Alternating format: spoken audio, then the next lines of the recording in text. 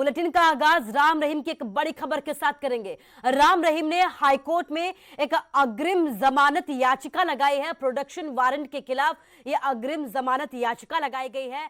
याचिका पर हाईकोर्ट में आज एक अहम सुनवाई हो सकती है। बेअदबी मामले में राम रहीम से पूछताछ करना चाहती है एसआईटी और 29 अक्टूबर को फरीदकोट कोर्ट में पेश होने के आदेश दिए हैं। और इसके पहले ही राम रहीम की तरफ से हाईकोर्ट में याचिका लगाई गई है, अग्रिम जमानत याचिका लगाई गई है। प्रोडक्शन वारंट के खिलाफ ये याचिका दाखिल की गई। इसके साथ ही आज इस याचिका पर सुनवाई हो सकती है। बेअदबी मामले में राम रहीम से पूछताछ करना चाहती है एसआईटी और इसी पूरे मामले को लेकर, पूछताछ को लेकर जो है प्रोडक्शन वारंट की मांग की गई थी और 29 अक्टूबर को फरीदकोट कोर्ट में पेश होने के आदेश भी दिए हैं। तो यानी कि कल जो है वो फरीदकोट कोर्ट में पेश होने के आदेश दिए हैं, लेकिन राम रहीम की तरफ से हाई कोर्ट में अग्रिम जमानत याचिका लगा दी गई है।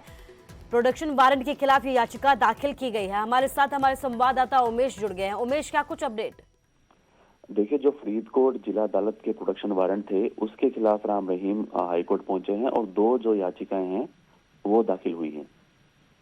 जो अग्रिम जमानत याचिका है उस पर आज सुनवाई होगी। साथ ही प्रोडक्शन वारंट को रद्द करने के लिए भी याचिका दाखिल की गई है, उस पर भी आज सुनवाई होने की उम्मीद है।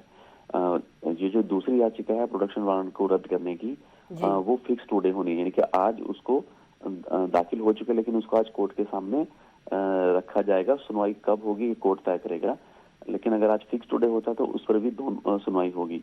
लेकिन उसमें अहम पॉइंट यही है कि जो प्रोडक्शन वारंट जिला अदालत ने फरीदकोट ने जारी किया है उसमें अग्रिम जमानत मांगी है राम रहीम ने, और जो रद्द करने की याचिका उसने साफ कहा है कि या तो उनको जेल में ही उनसे पूछताछ की जाए या फिर वीडियो कॉन्फ्रेंसिंग के जरिए पूछताछ की जाए। वो फरीदकोट आना नहीं चाहते, इसलिए प्रोडक्शन वारंट जो है उसको रद्द किया जाए और अग्रिम जमानत भी राम रहीम ने मांगी है। अब देखना होगा कि 10:30 या 11 के बाद जो अग्रिम जमानत याचिका पर सुनवाई होगी और साथ ही दूसरी याचिका कब सुनवाई के लिए आती है।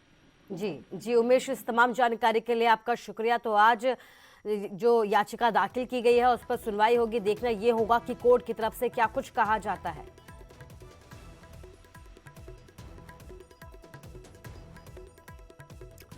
और बात अब उपचुनावों के शोर की करते हैं। उपचुनाव का जो शोर है वो थम चुका है। अब डोर टू डोर प्रचार प्रसार शुरू हो जाएगा। हरियाणा हिमाचल में उपचुनाव होने हैं। हरियाणा की एलनाबाद विधानसभा सीट पर उपचुनाव होना है। इसके साथ ही हिमाचल की 3 विधानसभा सीटों पर उपचुनाव होना है। इसके साथ ही एक लोकसभा सीट के लिए भी यहाँ पर उपचुनाव होना है। जुब्बल कोटखाई, फतेहपुर, अर्की में भी चुनाव होना है। यहाँ पर जो विधानसभा सीटें हैं इन विधानसभा सीटों पर उपचुनाव किया जाएगा। इसके साथ ही हिमाचल की मंडी लोकसभा सीट पर भी उपचुनाव है।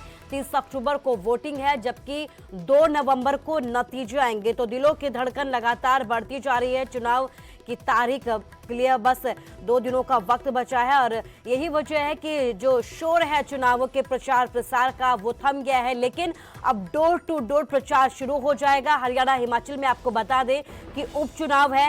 हरियाणा की एलनाबाद सीट पर उपचुनाव है। इसके साथ ही हिमाचल की अगर बात की जाए तो 1 लोकसभा सीट और 3 विधानसभा सीटों पर यहां पर उपचुनाव होना है। बात एलनाबाद की करते हैं। एलनाबाद में प्रचार के जंग में दिग्गजों ने यहां पर अपना जमकर दम दिखाया है। आखिरी दिन हरियाणा के मुख्यमंत्री मनोहर लाल ने एलनाबाद के गांव धोपालिया में चुनावी जनसभा को संबोधित किया। चुनावी मंच से सीएम ने इनेलो प्रत्याशी अभय चौटाला पर जमकर निशाने साधे। मनोहर लाल ने कहा कि हमारी सरकार ने इस इलाके का विकास किया है। 700 करोड़ रुपए के काम भी यहां पर करवाए हैं। अच्छे बहुमत से, और हमारा जो कैंडिडेट है गोविंद कांडा वो इसमें जीतेगा। छोटा मोटा